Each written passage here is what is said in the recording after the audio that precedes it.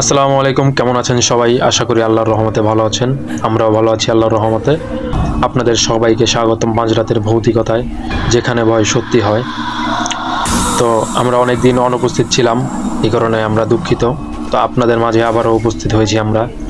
আমার সাথে আছে খোরশেদ আলম আর অন্য পলাশ।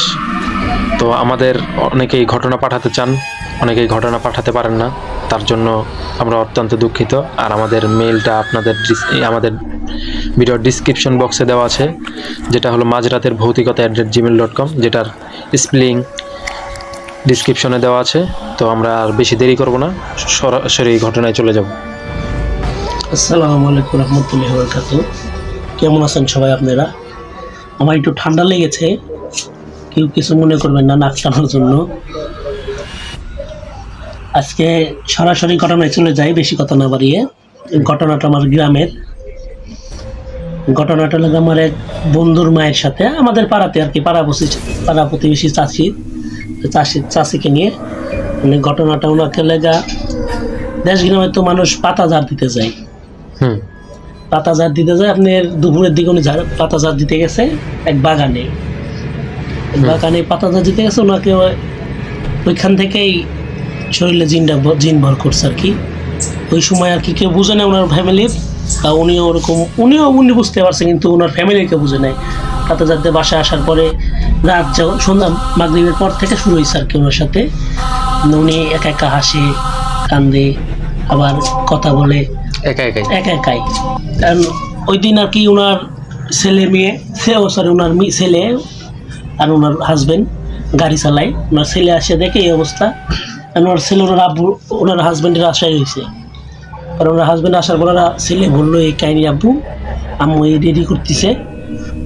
পরে ওই দিন রাত কোনো মতো কাটার পরে আপনার সকালে আবার স্বাভাবিক, কিন্তু দুপুরবেলা আপনার আবার ওই যে হাসে, কান্দে, একা কথা বলে। মানে আর কি আপনার ওই জিন ধরার পরে আপনি এক সপ্তাহ উনি অসুস্থ ছিল। ওই আপনার ওই এক সপ্তাহ অসুস্থ থাকার অবস্থা, ওনার ছেলে মেয়েরা মনে করছে কি আর কি অসুস্থ মনে হয়, ডাক্তার দেখাইছে আর কি, সুস্থ হয় নাই। এক সপ্তাহ পর থেকে আপনার এরকম শুরু হয়েছে, বলতে মনে নাই, সরি। পরে আপনার যেহেতু দেখতেছে এরকম কাহিনী আমাদের ওইখানে, পরে ওই ওনার ছেলে করলো কি ফোনে আর কি আইতেল করছি, ছেড়ে দিছে দেওয়াতে আপনার ওনার ওই ছেলের মা বলতেছেন, বাবা এগুলো শুনতে হয় না, এগুলো ভালো জিনিস না। মানে জিনে বলতেছে আর কি মায়ের মুরুখ নিয়ে, মায়ের ভিতরে থেকে। আর পরে ওনার তো বুঝে গেছে, ওনার আবার চাষা আবার ওলেগা কবিরাজ, ওনার বড় চাষা মেজো চাষা কবিরাজ। এখন উনি মেজো চাষার কাছে গেছে, ওনার মেজো চাষার সাথে আবার ওনাদের একটু পারিবারিক একটু ঝামেলা দ্বন্দ্ব। উনি ওর মেজো চাষা কাজ করে দিতে চাইছে, কিন্তু কাজ করতেছে, কিন্তু ওরকম ভাবে মানে খোলাখুলি করতেছে না। মানে ওনার বাড়ির সামনে একটা জায়গায় ছাগল বাঁধে, তো মেজর চাষার বাড়ি, ওদের জায়গা বলছে এখানে ছাগল বাঁধা যাবে না। মানে অনেক মানে ওনার ফায়দার জন্য আর কি উনি অনেক কিছু বলছে, যা করে কোনো কাম হয় না, রাত করে জেলা ওকে তুই। পরে আপনার আমাদের এখানে একটা হুজুর আছে, বাচ্চু হুজুর নাম। তার মানে ওনার চাচা মনে করেন ওনার সুবিধার জন্য যা করে তা কইরা নিছে, কাজ করে নাই কোনো কাজ করে নাই। আচ্ছা। পরে আপনার ওনার বাচ্চু হুজুর নামে একটা হুজুর আছে আমাদের পাড়ার। উনি আবার ওনার ছেলে মেয়ে সবই হাফেজি পড়ছে, উনিও নাম করে একটা হুজুর আমাদের পাড়ার ভিতরে, পাড়া মানে আমাদের এলাকার ভিতরে। ওই কাইসা কবিরাজ বলছিলাম না একবার, কাইসা কবিরাজ, ওই কবিরাজের মানে উনি হুজুরই, কিন্তু কবিরাজ টাইপের হুজুর। মানে ওই কাইসা মরার পরে, এখন কাইসার ইরশাদ ছিল, ওই দুজন মরার পরে উনি এখন মানে সব জিন টিন ছাড়ায়। ওনাকে নিয়ে জিন ছাড়ানোর পরে ওই জিনকে জিজ্ঞাসা করছে, কি অবস্থা, তুমি কে, কোথা থেকে, এমন কিছু। তো আমাকে ঝাড়ু, আমি গাছের ওইখানে নিচে বসেছিলাম, আমাকে ঝাড়ু দিয়ে বাড়ি মারছে, এই জন্য আমাকে বর করছি। আবার ওই দিন বললে গরুর মাংস খেয়ে গেছে, মানে কুরবানিদের পরে তো কুরবানির মাংস খেয়ে গেছে, আমি গরুর মাংস খেয়ে গেছে। জিনটা আবার ছিল হিন্দু, এই জন্য আমাকে বরটা করছে। তারপরে এই কাহিনী পরে ছেড়ে দিছে জিনটাকে, মানে জিনটাকে করে আপনি ওইখান থেকে নিয়ে ওই পাড়া থেকে আরেক পাড়ায় নিয়ে গেছে, আরেক পাড়ায় থুয়ে আসছে, মানে একটু নির্জন জায়গা দিকে থুয়ে আসছে। কিন্তু ওই নির্জন জায়গাতে থুয়ে আসার পরে ওই জিনটা আবার পুরো এলাকায় ঘুরে, খারাপ জিন। থুয়ে আসার পরে আপনার ওই ছেলে মেয়ে ওই যে মহিলাকে ধরছে ওনার ইয়া হয়ে গেছে, ওনাকে আর ডিস্টার্ব করে না, উনি এখন শুকায় যেতেছে আর কি আস্তে আস্তে বর্তমানে নিয়ে।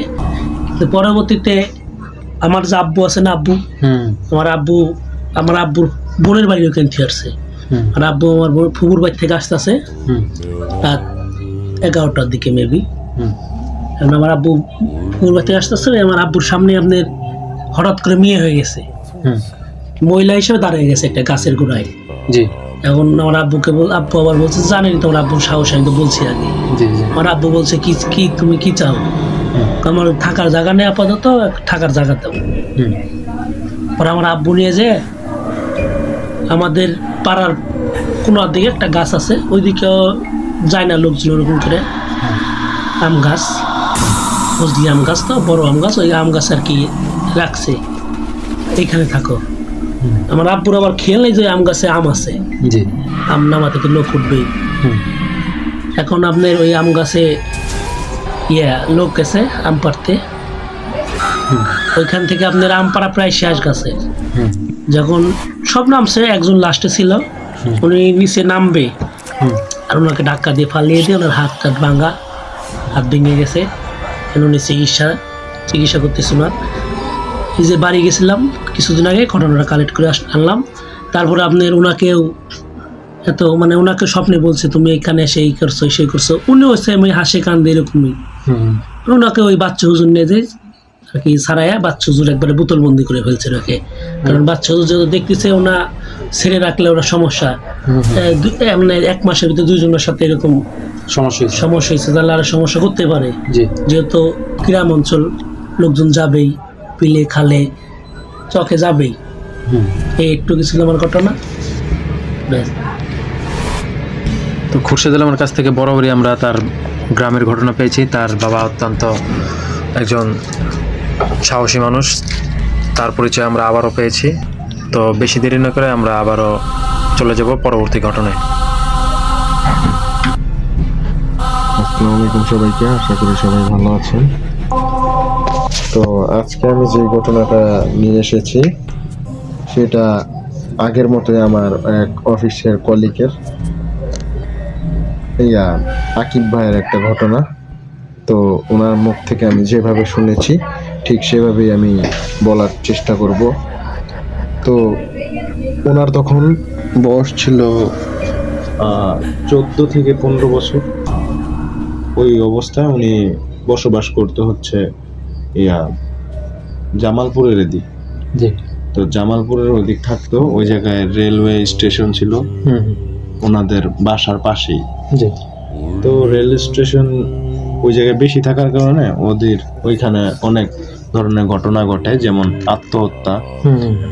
ওই অন্য পাড়ার মানুষ আইসা ওদের এইখানে রেলওয়েতে বেশি করে। হ্যাঁ, তো এই আত্মহত্যার কারণে ওনাদের এই জায়গায় একটু বেশি গার্ড, মানে রেলওয়ের ওই জায়গাতেই একটু গার্ড টার্ড দেওয়া হতো। মানে ওদের গ্রাম থেকে একজন গার্ড দিয়ে মানে গার্ড রাখা হতো, জানি কেউ অ্যাক্সিডেন্ট না করে ওরকম ভাবে। তারপরেও ওরকম ভাবে কেউ আটকাইতে পারে না। তো ঘটনাটা হলো রাতের ঘটনা। তো উনি আর ওনার এক বন্ধু প্রথমে রেলওয়েটা একটু উঁচু ছিল, যে কারণে মালবাহী যে ওজনের ওগুলা আটকায় যেত। তখন আটকায় গেলে উনি ওই জায়গা থেকে মাঝে মাঝে মানে ওই ছোট কাল থেকেই ওনার আর কি মুভি দেখার অনেক নেশা। হ্যাঁ, ছবি টবি দেখতো আর কি। তো ছবি দেখতো এই কারণে মানে ওই রেল থেকে মালবাহী রেল থেকে, তো ওই মালবাহী ট্রেন থেকে মানে ও চাইছিল যে চাল বা গম যাই নেওয়া হয় ওই জায়গা থেকে আর কি, ভিতরে ফাঁকা আছে, ফাঁকা দিয়া আর কি ওগুলা চুরি করার একটা প্ল্যান করছে। ওই চুরি করে ওইটা বিক্রি করে ওরা সিনেমা দেখার একটা প্ল্যান করছে আর কি, 2 বন্ধু মিললাম। তো যখনই মানে ওই জায়গা থেকে মানে করলো, রেল থেকে খোঁচা নিতেছে, তখন পিছনে কিন্তু একটা পুলিশ জাতীয় কিছু থাকে পাহারা দেওয়ার জন্য। তো হঠাৎ করে ওই লোকটা মানে বুঝতে পারা যায় যে ওই জায়গায় কিছু একটা হইতাছে, নিচ দিয়ে কেউ কেউ হয়তো চুরি করতেছে। তো ওর বন্ধু, ওনার যে বন্ধু ছিল উনি পালা যায়, আর ওনারে একলা যেহেতু নিচে ছিল বের হইতে সময় লাগছে, ওনারে ধরা ফেলায়। ধরার পরে ওনারে ওই রেলওয়ে থেকে সামনের পরের স্টেশনে নিয়ে যায়। ওই জায়গায় রেলের মধ্যেই, কিন্তু রেলওয়ে স্টেশনের মধ্যে একটা জেলের মতো ছোটখাটো একটা জেলের মতো আছে, যারা অপরাধ করে ওই ইয়াতে ট্রেনে, তাদের কিন্তু ওই জেলে রাখা হয়। তো ওই জেলে রাখা হয় ওনারে। রাখার পরে ওই যে এলাকায় রাখছে ওই এলাকায় ওনার মানে পরিচিত ছিল লোক, ওই পরিচিত লোকেদের মানে ইনফর্ম করা হয়। তো ওনারা আসে, আসার পর ওনার কাজিন আর কি, ভাই ব্রাদার, তো ওনার বড় ভাই আসে, আসার পর মানে ওনারে জামিন টামিন কইরা দেয়। পরে ওখান থেকে ওনারে সাইরা সন্ধ্যাবেলা নিয়ে আসে। সন্ধ্যাবেলা নিয়ে আসার পর ওখান থেকে খাওয়া দাওয়া করে ওনাদের বাসায়, কাজিনদের বাসায় খাওয়া দাওয়া করার পর ওখান থেকে মানে উনি আর থাকবে না। আর যেই বাসায় মানে গেছে ওই বাসায় একটু হট্টগোল ছিল, মানে আত্মীয় স্বজন আসছে, যেই কারণে আর ওই জায়গায় মানে ওনার থাকা পসিবল না। এই কারণে মানে ওই দিক থেকে ওনার আজ্ঞা দিতে চাইছিল ওনার কাজিন, কিন্তু উনি বলছে যে না থাক।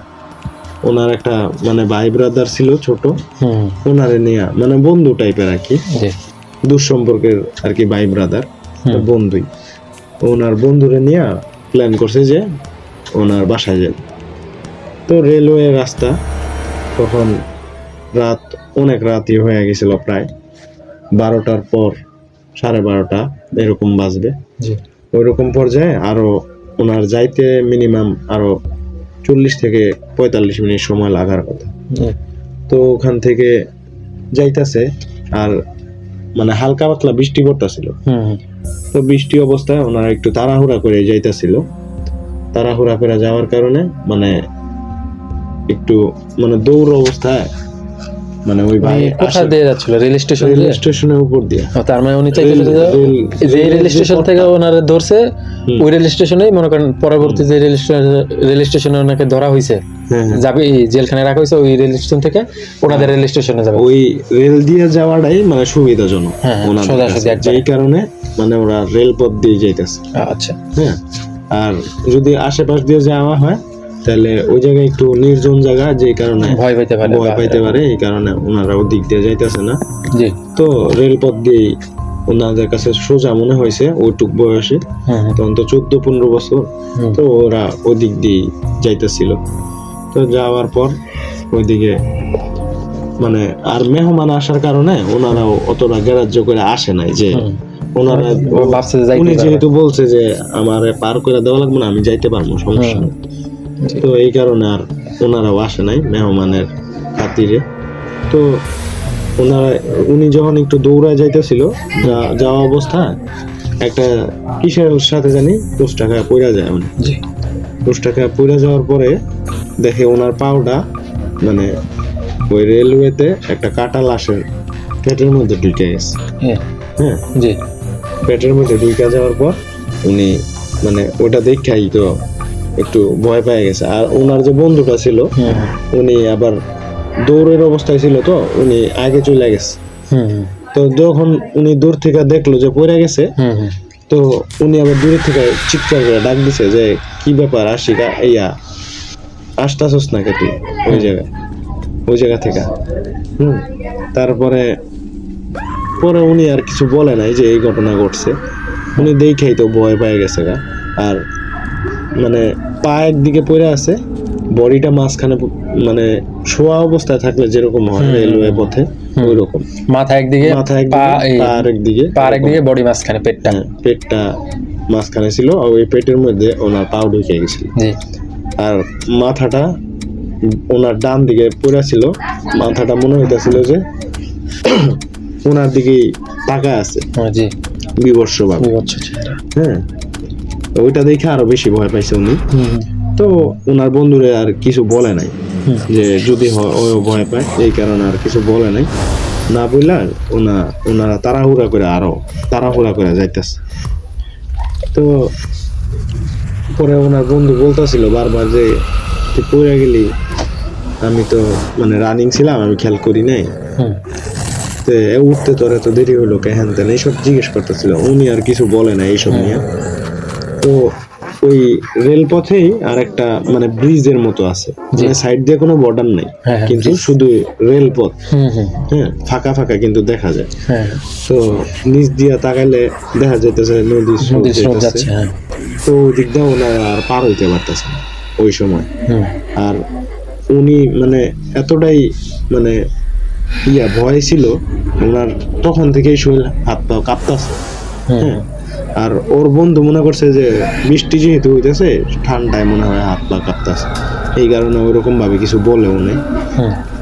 তারপরে ওখান থেকে মানে যখনই রেল পার হইতে যাবো তখন আর পার হইতে পারতেছে না। ওনার বন্ধু পার হইতেছে অর্ধেক, আবার ব্যাক করতেছে, যে ওরা রাইখা যাওয়া যাবে না, ওরা তো আর রাইখা যাইতে পারতেছে না।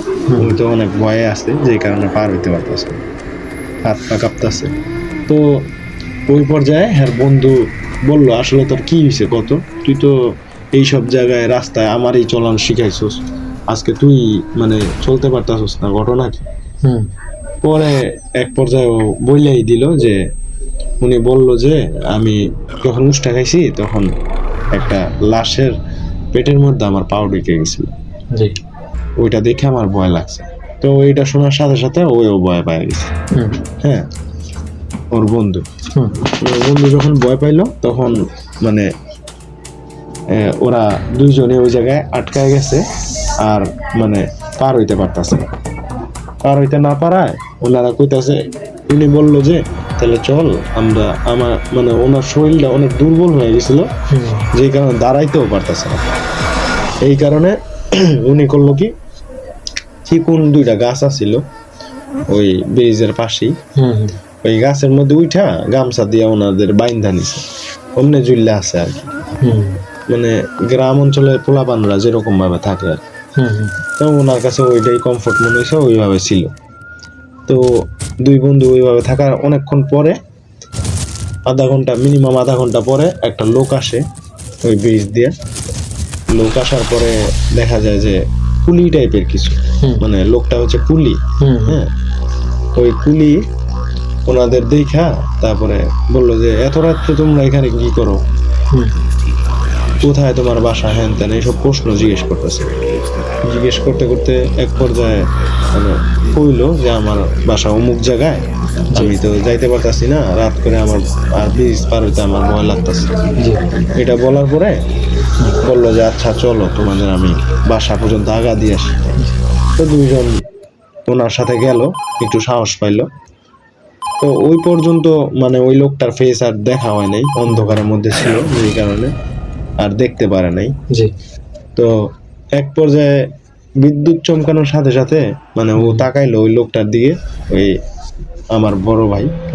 হ্যাঁ, তাকানোর সাথে সাথে উনি দেখলো কি, মানে ওই যে কাটা লাশটা ছিল, ওই লাশটার ফেস যে দেখছিল উনি, মুন্ডুটা ওনার দিকে বিবস্ত্র ভাবে তাকায় আছে, ওই মুন্ডুটাই মানে উনি যে মানুষটা দেখছে যে আত্মহত্যা করছে, ওই মানুষটাই মনে করেন ওদের আগে দিচ্ছে, ওই মানুষটার মতোই একজন আগা দিতেছে।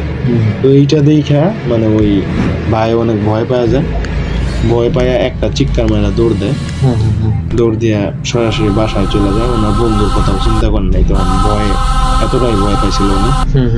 তো এটা মানে বাসায় যাওয়ার পরে উনি সাথে সাথে মানে গেটের সামনে যায়, সেন্সলেস হয়ে পড়ে যায়, অজ্ঞান হয়ে যায়।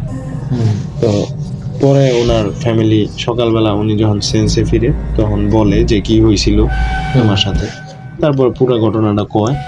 আর ওনার যে বন্ধুরা ছিল ওই ওর বন্ধুরও খবর নেয়, পরে শুনে যে উনি যখন দৌড় দিছিল সাথে সাথে ওনার বন্ধু আলাদাভাবে দৌড় দিছে। হ্যাঁ, দুইজনে বাসায় সেফলি পৌঁছায়।